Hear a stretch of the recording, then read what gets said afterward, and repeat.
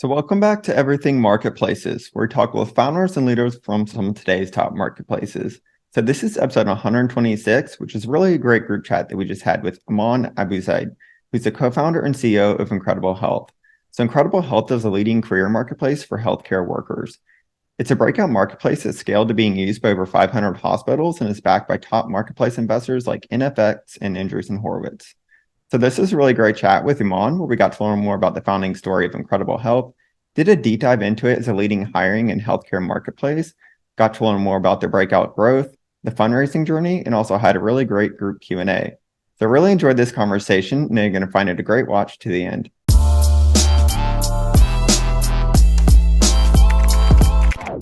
So Aman, welcome to the group chat. And, Incredible Health has been mentioned so many times here in the community as a breakout marketplace. So I'm really excited to have you join us here today. And would like to start off by saying, a huge thanks for taking the time to do so in advance. Before we jump into Incredible Health as a marketplace, I think it might be great if you can start off by sharing a little bit more on your background, though, for those that don't know you. Sure. My name is Iman Abuzeid. I'm an MD by background. I've been in tech for the last 10 years of my career and started working on Incredible Health about 5 years ago. More personally, I'm originally from Sudan. I grew up outside of the US. I lived in Sudan, in Saudi Arabia, in the Emirates, in the UK. I immigrated to the US when I was 24 years old. And I, after med school, decided not to practice as a doctor. It's a great career, and one-on-one patient care is wonderful, but I really wanted to have an impact on a bigger scale. After med school, went into management consulting, doing operations and strategy at hospitals, and I worked at places like McKinsey and Booz Allen, and then moved to Philadelphia to do my MBA at Wharton. And then after the MBA, moved out to the Bay Area. And it was in the San Francisco Bay Area that I really got exposed to startups. And I started as a product manager at an early stage healthcare technology company. And that's really where I learned to work with software engineers and data scientists and designers and so on. And what it takes to launch products and software products. And then after a few years there, teamed up with a lead engineer named Will Portlock to co-found Incredible Health. And we've been running this company now for about 5 years. Yeah. What were maybe some of the kind of experience or kind of points along the way that, kind of helped shape, your journey to becoming, the founder and CEO of Incredible Health? Yeah. So first, both my grandfathers were entrepreneurs. And that just I have a bias or an opinion that entrepreneurship is like the epitome of what you could do with a career in business. So just I have that sort of innate belief. So it was always like a path to get there, basically. And then also the second piece is, when many of you may have experienced this, when it comes to the decision to start a company and to commit 5, 10, 15 years of your life to it, all the stars need to align. In my case, the different stars that were aligning was, one, being in the San Francisco Bay Area, which I still believe is one of the best places in the world to build a technology company. Two, was meeting Ro, where we worked together as employees. So that was a very legit, technical co-founder. He's a whiz, engineer, MIT, all that stuff. Plus we worked together well. 3 was just really basic stuff, like having enough savings. It's in the beginning, it's financially a little bit, you take on some risk, right? Financial risk in the early days. And then 4 was just having the right idea, right? And as far as the idea goes, I mentioned I'm an MD. A lot of my family members and friends are doctors and surgeons who do practice, and they were always complaining about understaffing. We've heard this for years. I've heard this for years and years, Thanksgiving dinner, et cetera. And then at the same time, many of Rome's family members are nurses. And they would say, I'm experienced and I'm qualified, and I apply to 10 places and I don't even hear back. And if I hear back, it takes months and months and months. And we were like, this doesn't make any sense. Healthcare is the biggest labor sector in the country by number of workers. It's also the sector that has the biggest shortages of labor. Everyone should be hired really fast. And so once we dug into it, we realized the processes, the tools, the technology, not a whole lot's changed in 20 years, like many things in healthcare. And so we just figured there has to be an easier or a better way.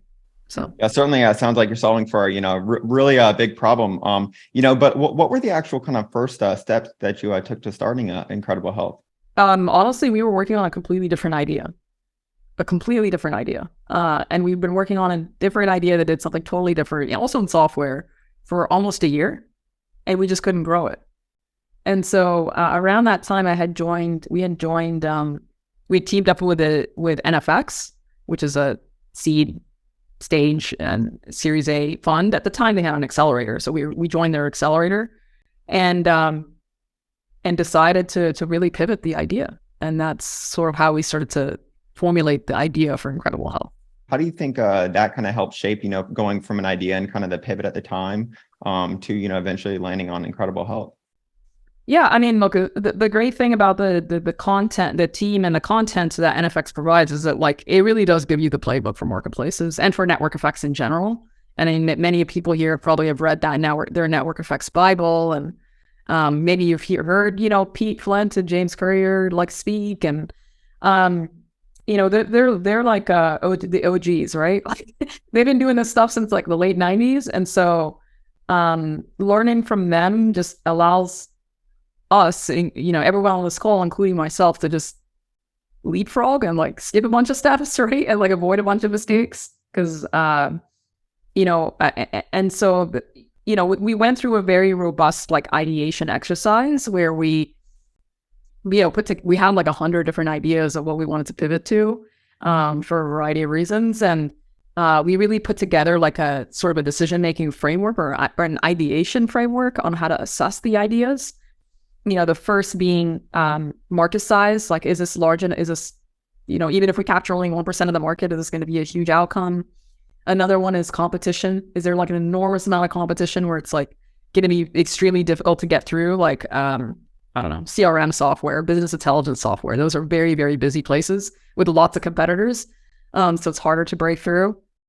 And then third was like, what's my unique insight? Like, what have I come up with that's, 10x better than what's already out there? Better meaning faster, cheaper, however you want to describe it. I mean, we can all agree that like Uber really was probably 100 times better than the taxi experience, right? And so that's like the unique insight piece. Now, once we put all our 100 ideas through these filters, the filters being market size, competition, and unique insight, a lot of them fall out, right? A lot of them don't meet the mark. And so we went from 100 ideas down to like 10.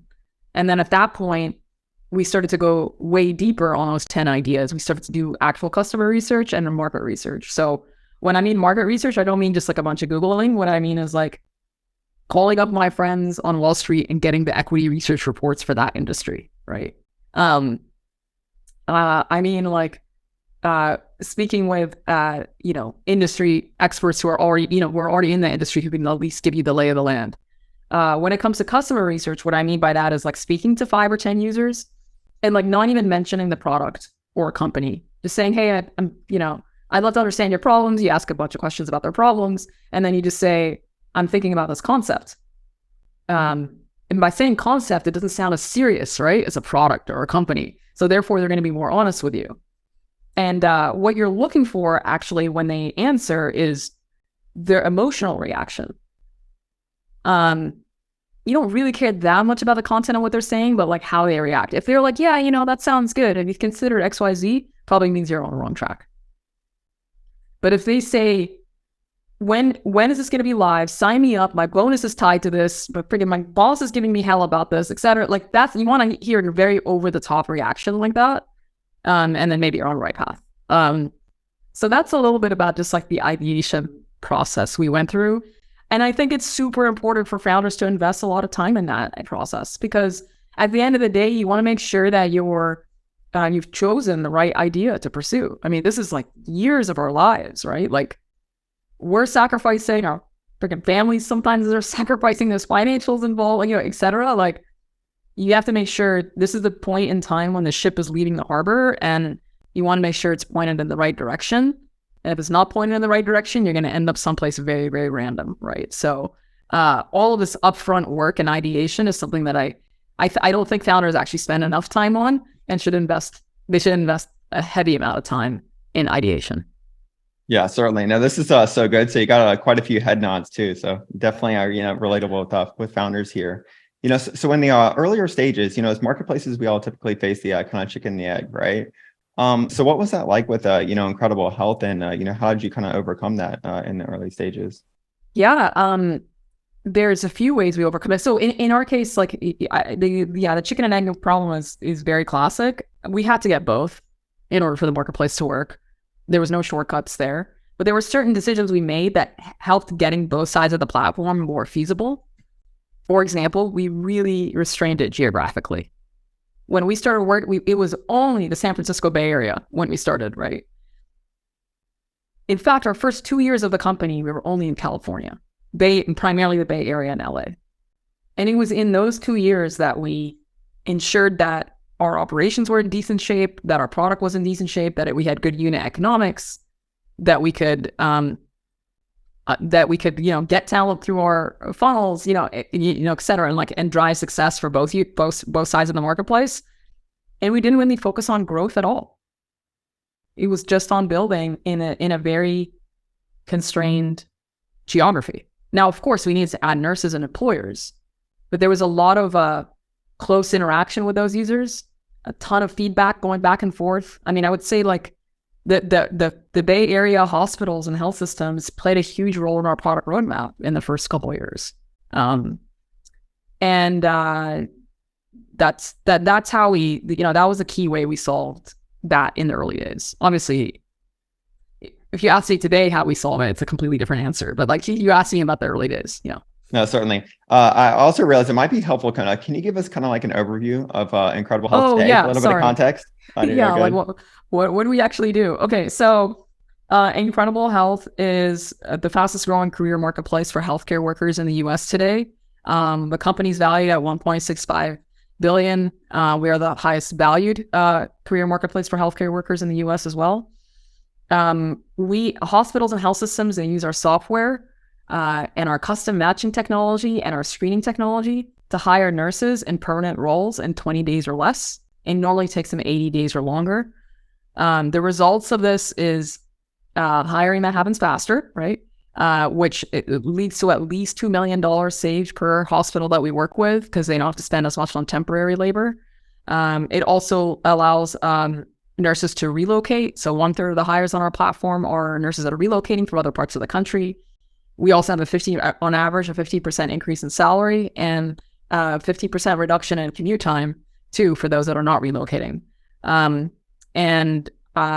We now work 1 in 4 U.S. nurses is using our marketplace to manage their careers. We have things beyond the hiring marketplace on our platform, including continuing education, salary estimators, a community for nurses and so on.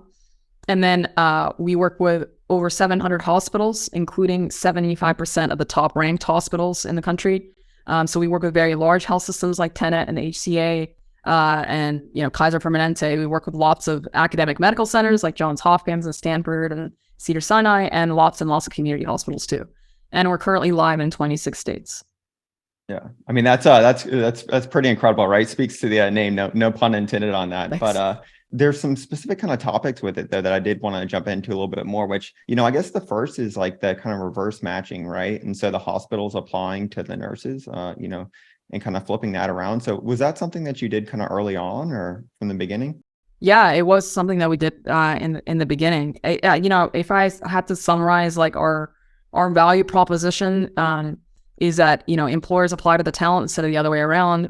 We've figured out how to automate like large aspects of the screening of the talent. We've also automated the matching, and then we have a really robust set of data analytics for the employers too, so they can compare themselves to their local and national competition.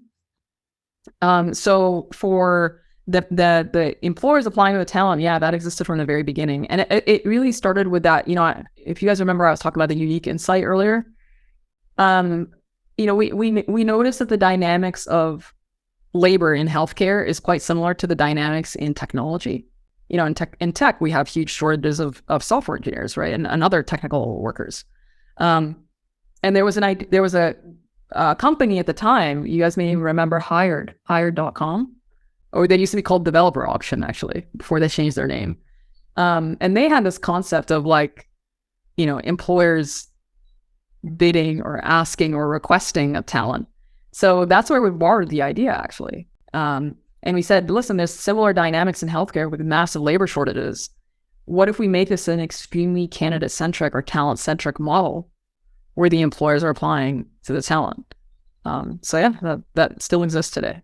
That's really cool to learn more about. On that note too, do you see like the future of Incredible Health kind of expanding, beyond nurses and kind of healthcare workers, or what is, I guess, from like a category kind of side? Yeah, I mean, look, our vision is to help healthcare professionals live better lives, and the mission is to help healthcare professionals find and do their best work. So that means two things. One, we can't just be a hiring marketplace, to your point, right? We have to be a place where they're managing their careers, and provide more than just like a jobs marketplace. And then second is it can't just be nurses, right? So our goal as a company is to expand beyond nurses, right?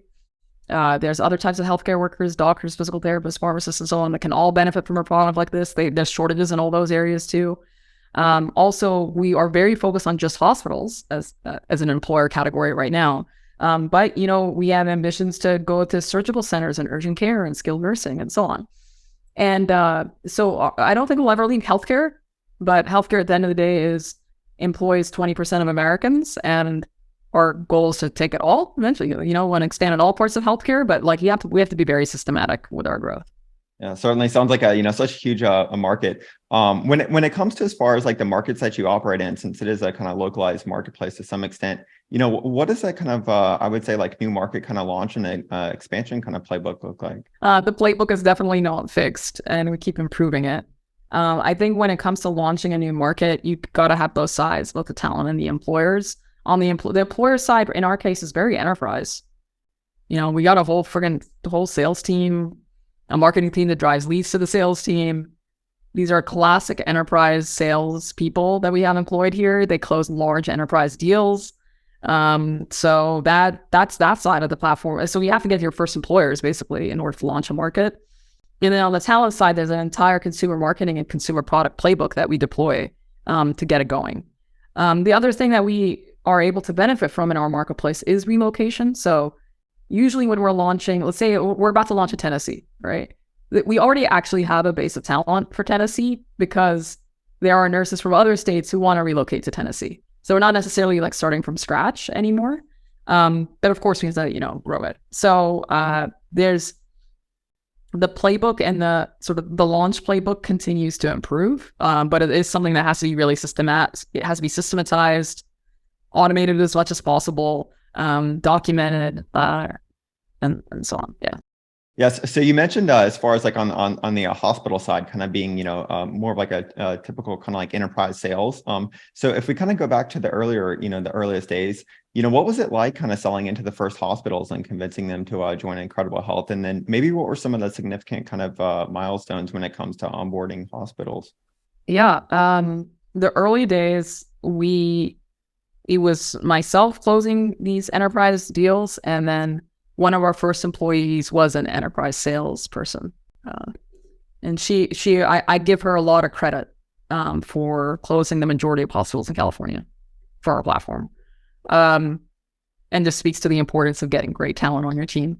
But she and I worked really, really, really closely together in order to create what is that pitch. What does the sales deck look like? What are we going to demo? How are we going to explain the value proposition? How are we going to calculate the ROI for them? The enterprise sales motion at the end of the day has key steps in it, regardless of what you're selling, including things like customer discovery, a demo, an ROI, a contract process, etc. Right? Like there's just like key steps in any enterprise sales process that has to get built and figured out. I would say that the one unique thing about the early days is that we were very clear that they were early adopters and that they were going to play a big role in product development. And many of those first teams were very excited about that prospect. And yeah, so that's how it started in the beginning. Yeah. Are there any specific kind of challenges, operating within the healthcare space? We had a few that asked about that, prior to the chat. So.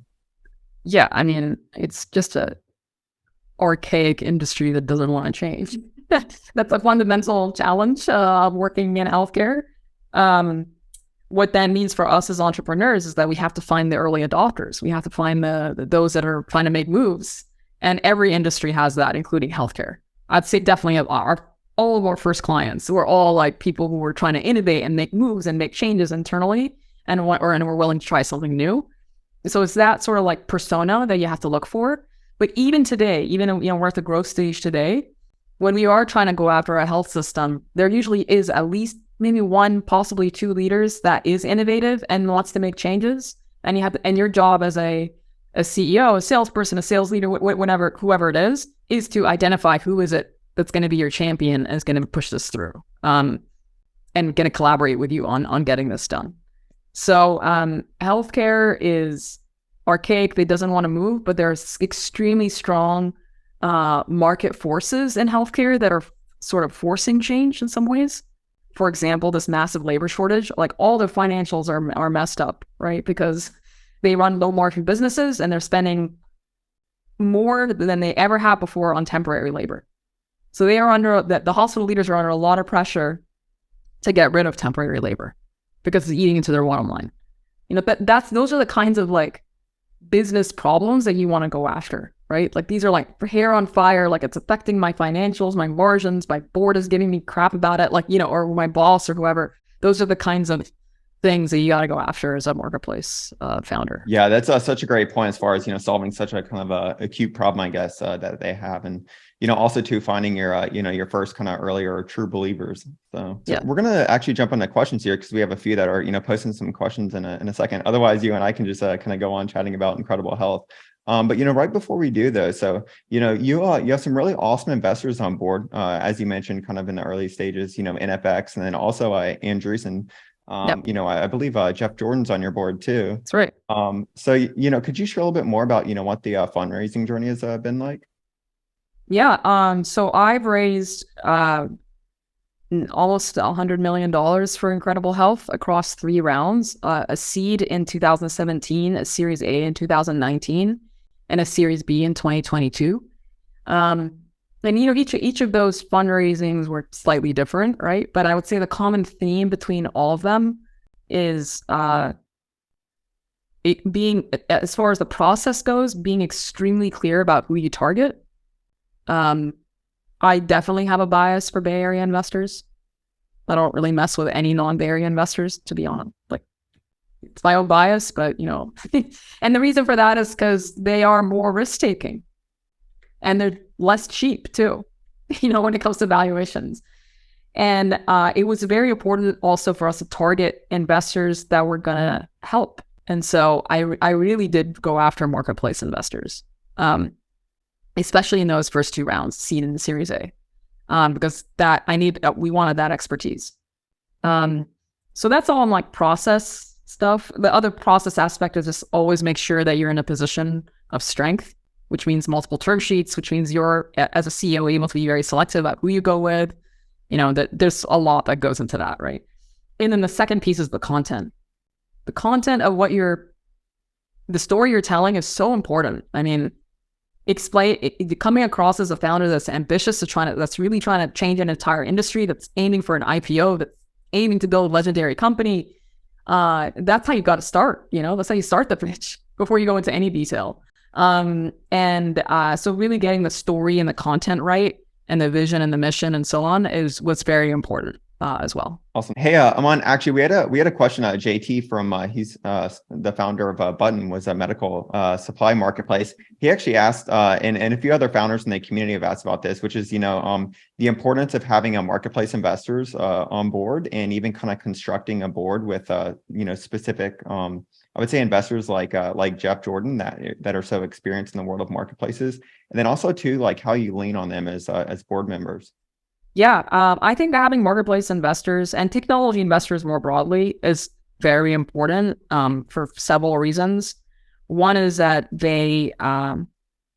I explicitly avoided healthcare investors in the first 2 rounds because tech investors are more risk-taking and are more generous with their valuations and the amount of capital they invest. So that was really important. And we are a technology company at the end of the day.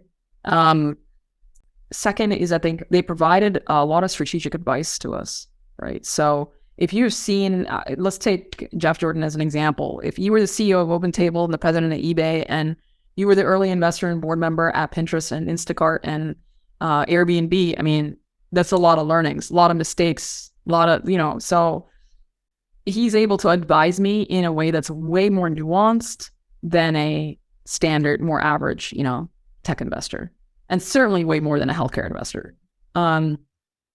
And so as far as like getting value out of board members and investors, I think that was part of the question as well. Look, I think at the end of the day, the responsibility is on the CEO to get value out of their investors.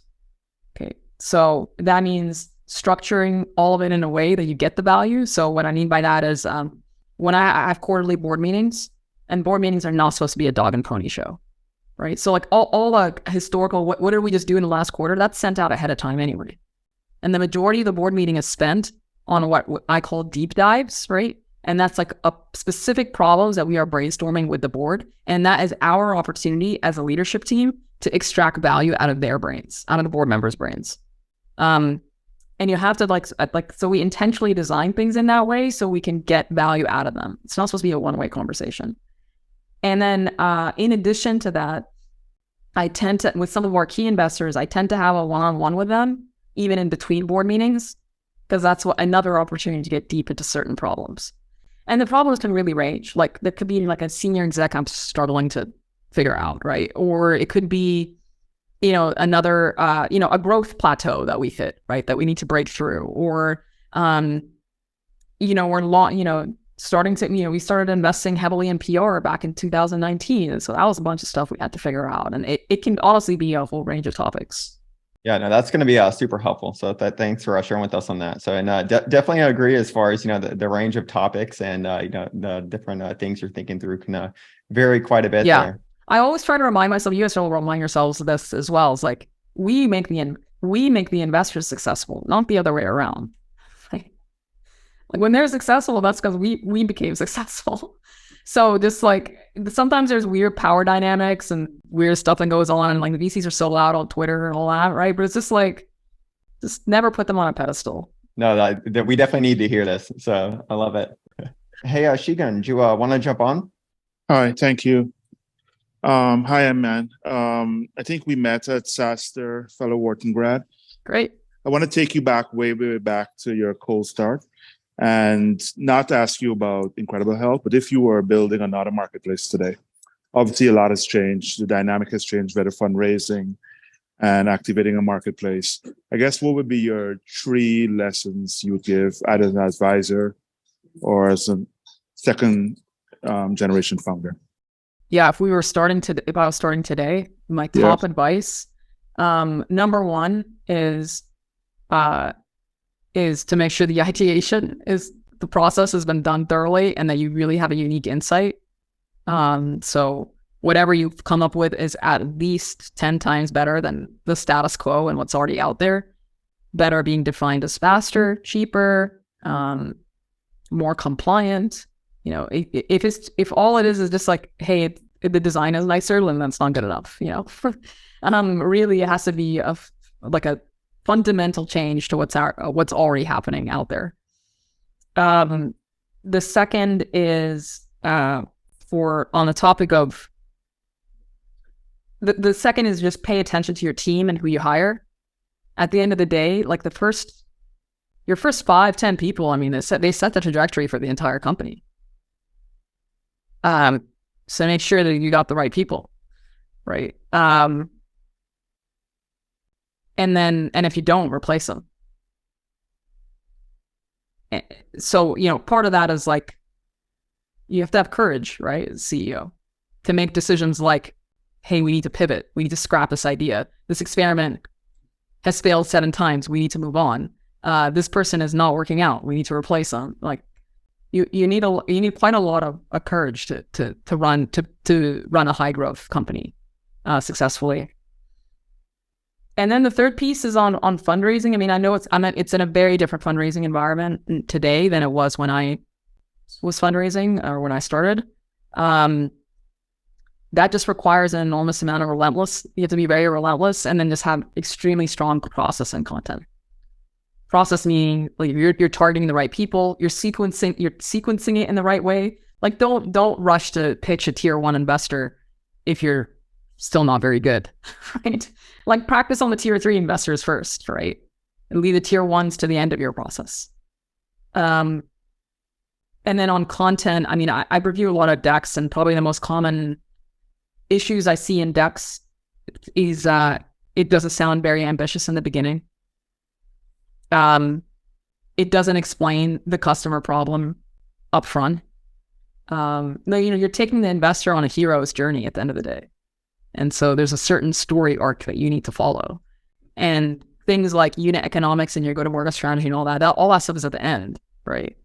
And so yeah, following a certain story arc is pretty important there. So that's those would probably be my top tips. Thank you. Yeah.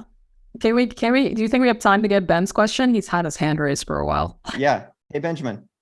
Hey, thanks so much, Iman. This is brilliant. And I'm curious, considering your belief and guidance that in particular marketplaces should at least 10x the status quo and be highly disruptive and game changers.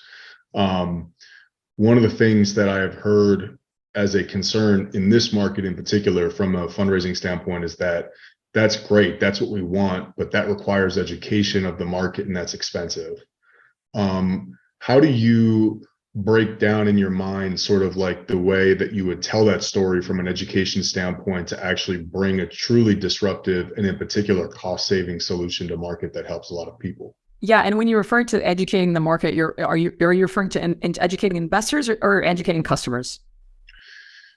Well, there's definitely education in some conversations with investors. I would say pretty typical, but their concern is that because it's a fundamental difference, it's not just a nice wrapper, it's a better way of doing things, that's a new way of doing things.